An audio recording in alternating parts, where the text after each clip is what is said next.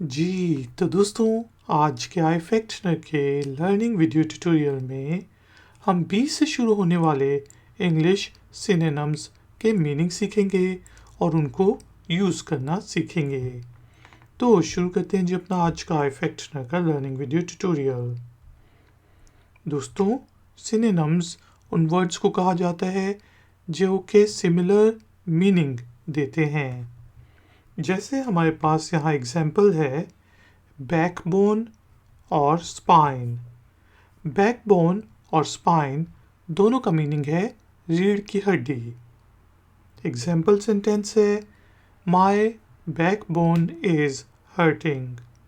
मेरी रीढ़ की हड्डी में दर्द हो रहा है। इसे हम ऐसे भी कह सकते हैं my spine is hurting. Back side, behind.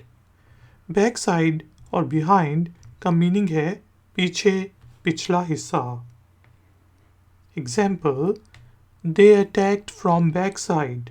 उनने पीछे से हमला किया।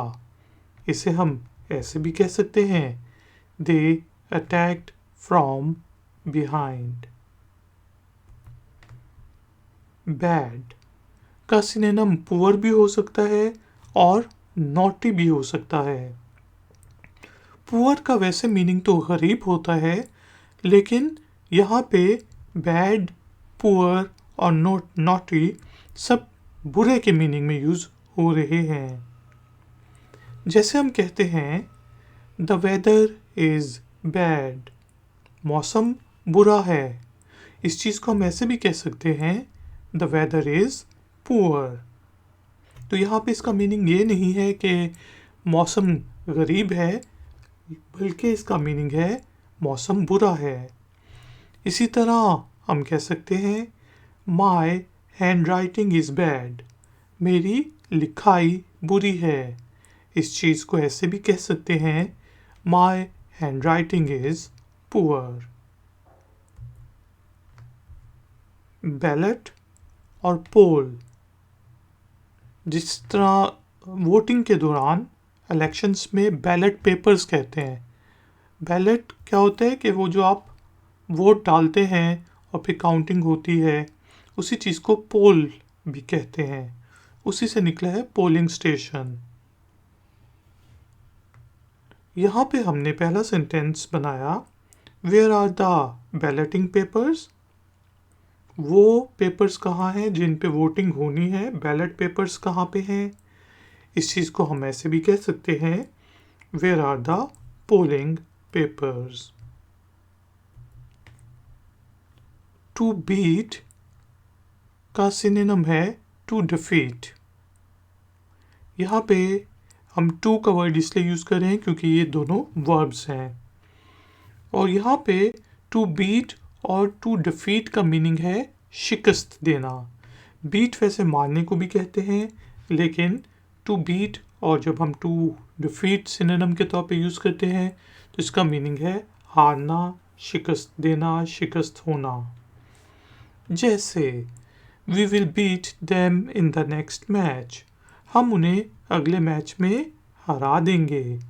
इस चीज़ को आप ऐसे भी कह सकते हैं we will defeat them in the next match. To begin और टू स्टार्ट दोनों का मीनिंग है शुरू करना। जैसे लेट्स बिगिन आवर ट्यूटोरियल, चलें अपना ट्यूटोरियल शुरू करते हैं। इस चीज़ को आप ऐसे भी कह सकते हैं let's start our tutorial. To behave और टू एक्ट, इसका मीनिंग होता है बर्ताव करना, या जब आप किसी स्पेशल सिचुएशन में एक्ट कर रहे हैं। अगर कोई आ गया है, मुझे वो पसंद नहीं है, तो मैं उसके साथ बुरा बिहेव कर रहा हूँ या फिर मैं बुरा एक्ट कर रहा हूँ। चलें एग्जाम्पल लेते हैं। He is behaving like a gentleman, वो एक सुलेमान शख्स की तरह एक्ट कर रहा है। वो एक सुलेमान शख्स बन रहा है। इस चीज़ को हम ऐसे भी कह सकते हैं he is acting like a gentleman. Believable और plausible. यहाँ पे believable और plausible का मीनिंग है काबिले यकीन, कि ये किसी ने कोई आपको वाकया सुनाया तो क्या वो believable है, क्या वो plausible है, क्या उस पे यकीन किया जा सकता है. जैसे his story is believable, उसकी कहानी काबिले यकीन है. इस चीज को हम ऐसे भी कह सकते हैं, his story is plausible. Beneficent और generous. Beneficent और generous का मीनिंग होता है बेलॉस या फिर कोई बहुत ही सखी हो, सखी दिल वाला, उसको कहेंगे beneficent या generous. जैसे he is very beneficent, वो बहुत सखी है. इस चीज को हम ऐसे भी कह सकते हैं, he is very generous. Beneficial और favorable. Beneficial benefit से निकला है. Beneficial और favorable यहाँ पे मीनिंग है फायदेमंद. Benefit फायदा होता है, beneficial या favorable फायदेमंद. जिस तरह हम कह सकते हैं this medicine is beneficial for the patient, मरीज के लिए ये दवा फायदेमंद है. इस चीज को हम ऐसे भी कह सकते हैं this medicine is favorable for the patient. Let's suppose cricket का मैच हो रहा है और काफ़ी अच्छी लाइटिंग हुई है, सूरज निकला हुआ है, तो हम कहेंगे sun is beneficial for the batting team, Suraj batting करने वाली टीम के लिए फ़ायदेमंद है. इसी तरह हम कह सकते हैं कि sunlight is favorable for the batting team. Bid और tender. Bid और tender दोनों का मीनिंग है बोली लगाना, बिडिंग करना, या फिर बोली, या फिर बोली को भी बिड या टेंडर कहेंगे, और वर्ब के तौर पे बोली लगाना या टेंडर करना. जैसे हम कहते हैं let's open the financial bids, चलिए फाइनेंशियल बिड्स ओपन करते हैं. जब भी कोई टेंडर होता है, बिडिंग होता है, तो उसके दो कम से कम एस्पेक्ट्स होते हैं, बल्कि तीन होते हैं. एक होता है आपका फाइनेंशियल प्रपोजल, फाइनेंशियल बिड्स, फिर होती हैं आपका टेक्निकल प्रपोजल कि आपने वो काम किस तरह करेंगे, और तीसरा होता है ह्यूमन रिसोर्सेज प्रपोजल कि आप कौन से ह्यूमन रिसोर्सेज यूज़ करते हुए उसको करेंगे. तो यहाँ पे हमने कहा let's open the financial bids, चलें फाइनेंशियल बिड्स ओपन करते हैं. इस चीज़ को हम ऐसे भी कह सकते हैं let's open the financial tenders. Bizarre और वियर्ड. बिजार और वियर्ड दोनों का मीनिंग है अजीब. जैसे हम कह सकते हैं द मूवी वॉज बिजार, यह मूवी बड़ी अजीबोगरीब थी, फिल्म बहुत अजीब थी. हम ऐसा भी कह सकते हैं the movie was weird. Blameless और इनोसेंट दोनों का मीनिंग है मासूम. ब्लेम करना, किसी को इल्ज़ाम देना, ब्लेमलेस यानी कि जिसको इल्ज़ाम ना दिया जा सके, और इनोसेंट भी वही होता है जिसको इल्ज़ाम नहीं दिया जा सकता. मासूम को ब्लेमलेस या इनोसेंट कह सकते हैं. जैसे द डिफेंडेंट इज़ ब्लेमलेस, कि जो डिफेंडेंट है, जिस पे जो अपने आप को डिफेंड कर रहा है, वो मासूम है. इस चीज़ को हम ऐसे भी कह सकते हैं the defendant is innocent. Blood bath और मैसेकर. ब्लड बाथ और मैसेकर का मीनिंग होता है खून की होली, खून खराबा, कत्ले आम उसको कहेंगे. जैसे आपने कोई सीन देखा, कोई फिल्म देखी, तो आपने कहा कि उसमें तो यार it was a blood bath, कि खून बहुत ज़्यादा खून खराबा किया गया था। या फिर इस चीज़ को हम ऐसे भी कह सकते हैं, it was a massacre. Branch और डिपार्टमेंट दोनों एक दूसरे के सिनोनिम हैं। जैसे ऑफिसेज में एक आपका मरकज़ी ऑफिस होता है, सेंट्रल ऑफिस होता है, और फिर ब्रांच ऑफिसेज होते हैं, डिपार्टमेंट्स होते हैं डिफरेंट। तो ब्रांचेस और डिपार्टमेंट का यहाँ पे मीनिंग है ब्रांच, छोटी छोटी ब्रांचेस जो छोटे छोटे ऑफिसेज होंगे। अब डिपार्टमेंट्स भी एक ही बिल्डिंग में भी हो सकते हैं और डिफरेंट जगहों पे भी हो सकते हैं। जैसे हम कह सकते हैं he works in an IT branch, वो आईटी ब्रांच में काम करता है।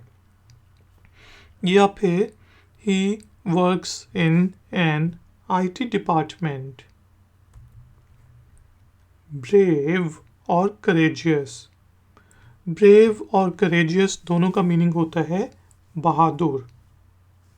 जैसे ही वॉज वेरी ब्रेव, वो बहुत बहादुर था।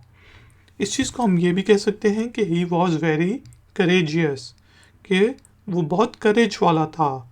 करेज होता है जो आपके अंदर बहादुरपन हो। He was very courageous. To bring something back और टू री इंट्रोड्यूस।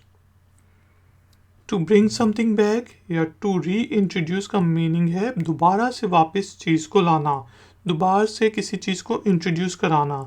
जिस तरह हम कहते हैं कि यार हम जो है 12 बजे की ब्रेक को दोबारा से वापस ला रहे हैं। या फिर the mobile company is bringing the old packages back, कि मोबाइल कंपनी जो है पुराने पैकेजेस वापस ला रही है। The mobile company is bringing back the old packages भी कह सकते हैं। और इस चीज़ को हम ऐसे भी कह सकते हैं the mobile company is reintroducing the old packages. To bring somebody up और टू रेज, इस यहाँ पे इनका मीनिंग है किसी को पालना, जिस तरह किसी बच्चे को पालना। जिस तरह हम कहेंगे he is bringing up his children well, कि वो अपने बच्चों को अच्छी तरह पाल रहा है। इस चीज़ को ऐसे भी कह सकते हैं he is raising his children well.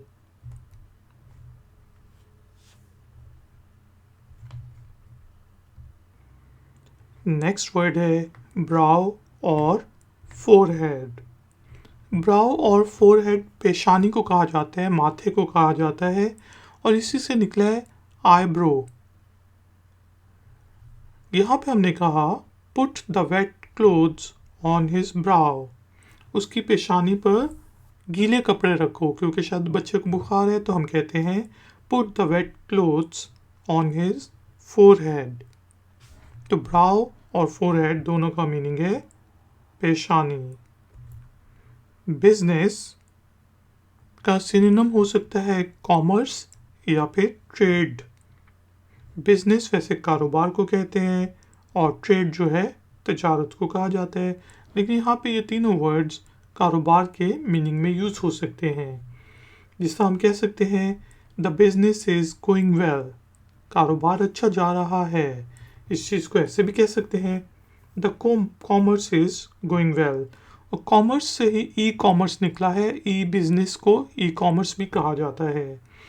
और हम इसको ऐसे भी कह सकते हैं द बिजनेस इज या फिर the trade is going well.